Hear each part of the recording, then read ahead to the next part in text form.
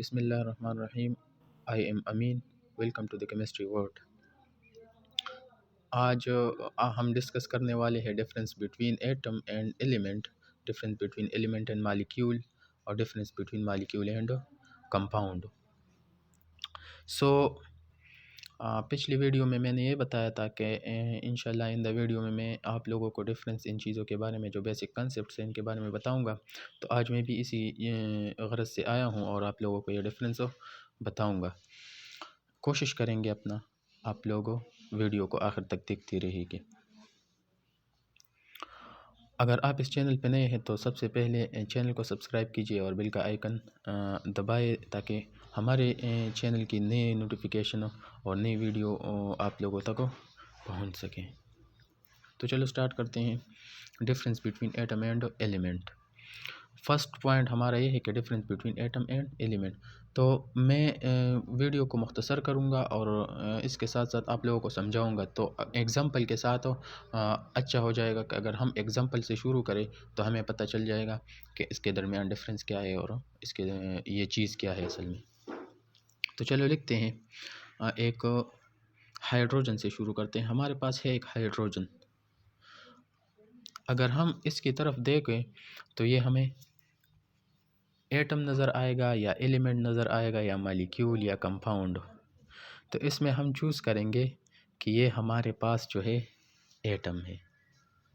क्या है? क्यों एटम है? क्योंकि हमने पढ़ा है कि atom is the particle that can maintain his identity after chemical reaction. ये एक ऐसा पार्टिकल है कि अपना जो है आइडेंटिटी रिएक्शन के बाद भी मेंटेन कर सकता है। अगर हम हाइड्रोजन की रिएक्शन किसी दूसरे हाइड्रोजन से करें तो हमारे पास H2 आ जाएगा, जिसमें H मेंटेन इट्स आइडेंटिटी।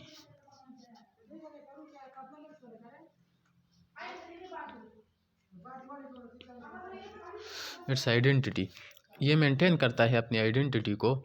और इसके साथ अगर हम हाइड्रोजन का रिएक्शन करें वाटर के साथ, ऑक्सीजन के साथ सॉरी, तो ये हमारे पास बनाएगा H2O। अब इसको हम बैलेंस करेंगे तो इसको 2 और इसको भी 2, तो ये हो गया 2।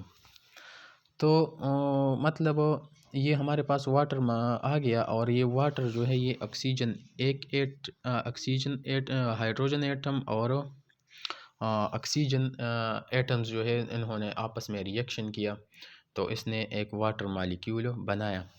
आप लोग ये सोच रहे होंगे कि ये ऑक्सीजन एटम है या मालिक्यूल, तो इसके डिफरेंस भी मैं आप लोगों को बताऊंगा, थोड़ा वेट करिए। तो एटम हमारे पास ये है। असल में मैं ये बताना चाहता हूँ कि एटम है क्या। तो एटम ये चीज़ है जो अपनी आइडेंटिटी को मेंटेन कर सकता है आफ्टर केमिकल रिएक्शन। और ये एलिमेंट का एक पार्ट होता है। तो इस हाइड्रोजन को हम एलिमेंट भी कह सकते हैं और इस हाइड्रोजन को हम एटम भी हम कह सकते हैं। एलिमेंट उस टाइम हम कहेंगे हाइड्रोजन जैसा कि H है, H can be atom as well element.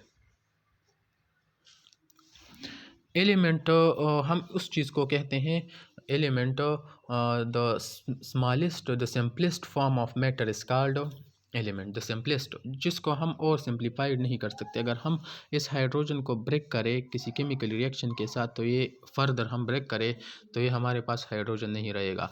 अगर हमारे पास जैसे ऑक्सीजन है, जैसे हाइड्रोजन है और जैसे कोई भी ले लो Na है, ये हमारे पास एलिमेंट्स है।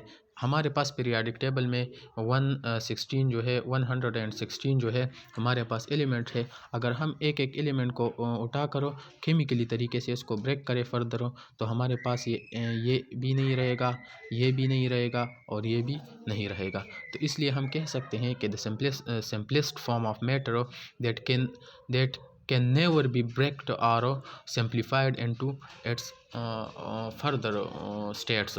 सो इसको हम कह सकते हैं कि difference between atom and element में हम ये कह सकते हैं कि atom is the part of element, but element is the simplest form of matter, simplest form.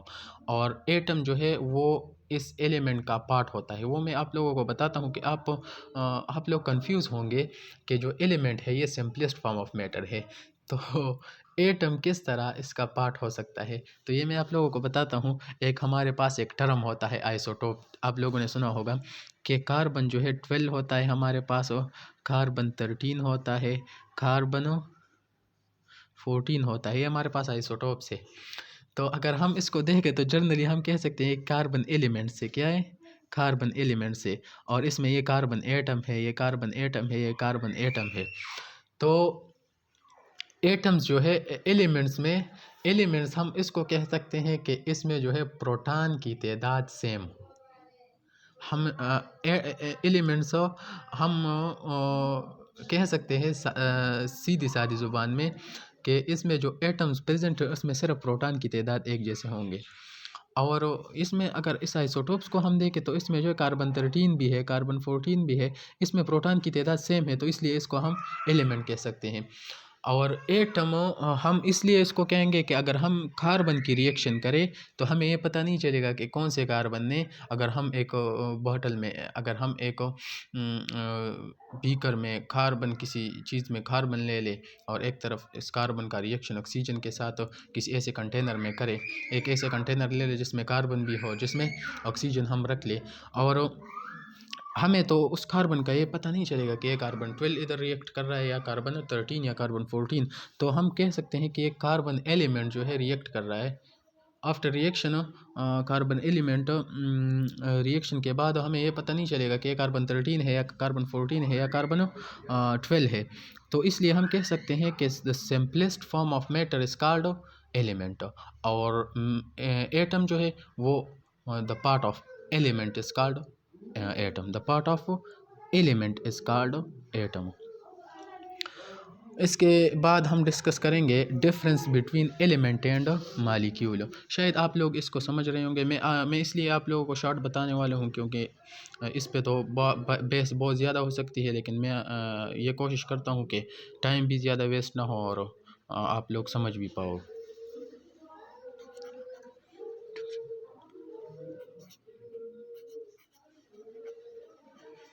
Difference between molecule and element, तो ये भी बहुत सिंपल है, इसमें कुछ भी नहीं है। अगर हम एक तरफ O2 ले लें और एक तरफ O ले लें, एक तरफ O ले लें और एक तरफ O2 ले लें, तो जो O है, जो O हमारे पास है, ये हम इसको कहते हैं ये एलिमेंट है। क्यों एलिमेंट? एलिमेंट में जितने भी एटम होते हैं इसके दरमियान कोई केमिकल बॉन्ड नहीं होगा।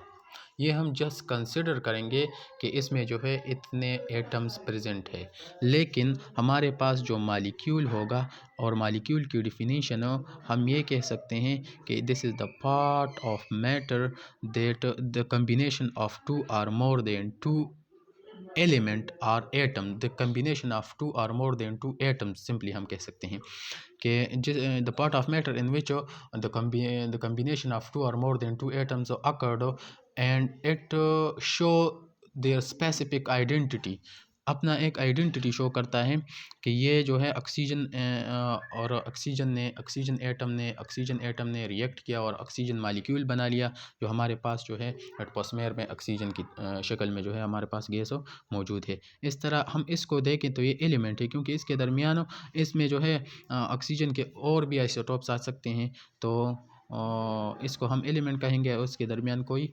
केमिकल बॉन्ड वगैरह नहीं होगा, और इसके दरमियान मालिक्यूल के दरमियान लाजिमी बात है कि इसके दरमियान केमिकल बॉन्ड होगा। जैसे हम कह सकते हैं हाइड्रोजन है, तो ये हाइड्रोजन है और एक तरफ H2 है, तो H2 और H में जो है ये मालिक्यूल है और ये जो है हमारे पास एलिमेंट है। एलिमेंट और एटम जो है तकरीबन आप लोग समझ चुके होंगे कि ये तकरीबन सेम ही है, एलिमेंट, और ये जो है हमारे पास वो मालिक्यूल है। तो मैं ये बताने वाला हूँ कि मालिक्यूल क्या है। मालिक्यूल असल में वो चीज़ है जब कोई दो एटम्स हो या दो सेम एटम्स हो, दो डिफरेंट एटम्स हो, कंबाइन हो जाए और इसके दरमियान केमिकल बॉन्ड एग्जिस्ट हो जाए, तो ये मालिक्यूल बनाता है। और हमारे पास अगर हम एलिमेंट की तरफ देखें तो एलिमेंट में जो है एटम्स होते हैं, एटम, लेकिन उनके दरमियान कोई केमिकल अट्रैक्शन या कोई केमिकल बॉन्ड वगैरह एग्जिस्ट नहीं होगा। और इसके साथ हम और डिस्कस करने वाले एक चीज़ वो है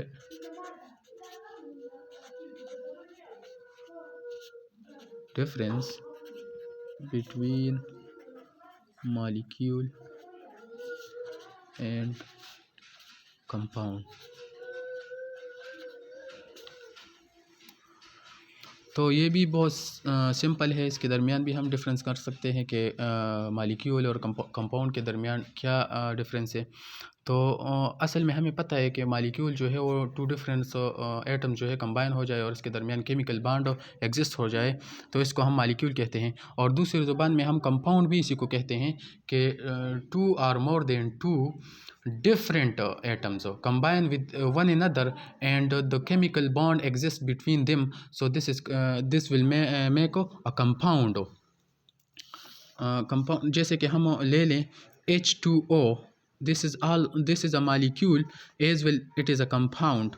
H2O, C6H12O6, CH4, इसके साथ H2SO4, these are compound, these are molecules also, but अगर हम इसको molecule कहेंगे तो ये तो इतना अच्छा नहीं होगा, इसको हम compound बोले थोड़ा टर्म भी बहुत अच्छा लगेगा, क्योंकि कंपाउंड की डिफिनीशन में हम ये कर सकते हैं कि द मालिक्यूल, अगर सादा ज़ुबान में हम इसकी डिफिनीशन करें तो the molecule in which different atoms are presented called compound.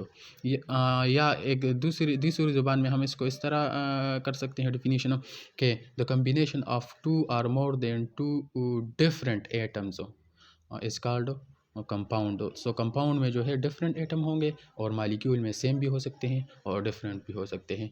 या दूसरे अल्फाज में हम ये कहें कि अगर एटम सेम हो और इसके दरमियान केमिकल बॉन्ड हो जाए तो इसको हम मालिक्यूल कहेंगे। अगर एटम डिफरेंट्स हो और इसके दरमियान केमिकल बॉन्ड एग्जिस्ट हो जाए तो इसको हम कंपाउंड कहेंगे। मैंने सिर्फ एग्ज़ाम्पल आपको लिए और आप एग्ज़ाम्पल से समझाओ, बाकी मेरे अल्फाज पे गौर करो, आप लोगों को समझ आ जाएगा। अगर किसी को समझ भी नहीं आया हो तो वो कमेंट में ज़रूर बता सकता है, पूछ सकता है।